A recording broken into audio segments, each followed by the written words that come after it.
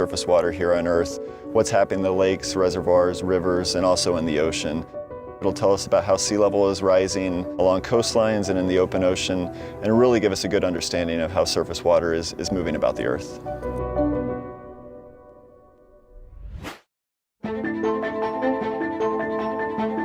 Our goal is to provide data, forecasts, watches, and warnings at some key locations like the Willamette River in Portland, which is a major U.S. city that historically has seen some catastrophic floods. The better quality of the data that we have that feeds into our models, the better the forecasts are going to be, the more time that people will have to protect themselves and their property and ultimately our communities. A tool like SWOT is going to help us with making these really difficult projections and predictions for the future. This is one of many reservoirs here in the Willamette Valley in Oregon. It is a human-made lake. It is a reservoir operated by the Army Corps of Engineers. The water managers here, they use weather prediction, they use hydrologic models, and the hope is that data like SWOT might be incorporated into those predictions to help them better understand this water body's filling and we don't want to overtop the dams, might want to start letting water out really quickly. They have to make a lot of complicated decisions. When you get a big storm event, we want to keep the communities safe in the best way that we can. So how do we best manage operation of these reservoirs in terms of putting water out downstream to prevent flooding at a larger scale? In lots of states, there are, hundreds, thousands of reservoirs, and many of those reservoirs don't have automated gauging available. And so these agencies have to kind of estimate how much water is in them and how that's changing. And with SWOT, they can just monitor that directly from space. For us in Alaska, we have many, many rivers, and only a few of them are measured, or as we say, gauged.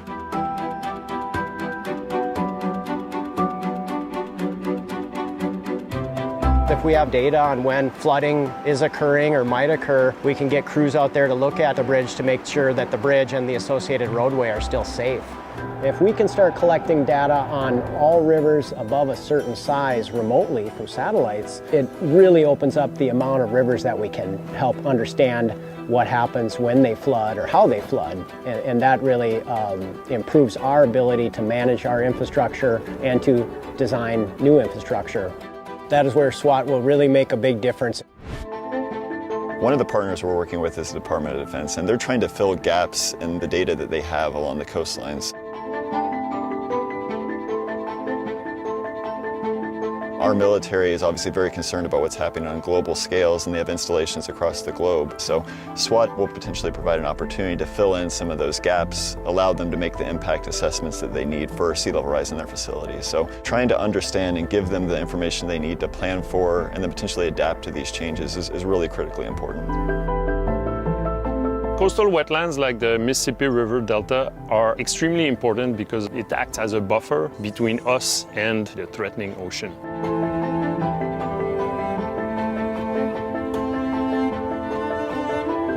With SWOT, because of its high spatial resolution, we'll be able to resolve water surface elevation right at the coast. So this is quite important because as sea level rises, the ocean will migrate into the land, bringing more salt into the land. So it threatens the infrastructure, the biodiversity in the wetlands along the coast. Hopefully, the types of models that we're producing can support how they decide to manage the river delta.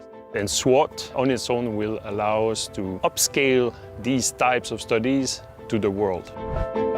Yeah, I'm really excited about the new information we'll get from SWOT and how we can start to couple it to some of the needs that we see, both at the coastal interface and also on land. I think we can potentially see some immediate impact once SWOT's launched in these communities.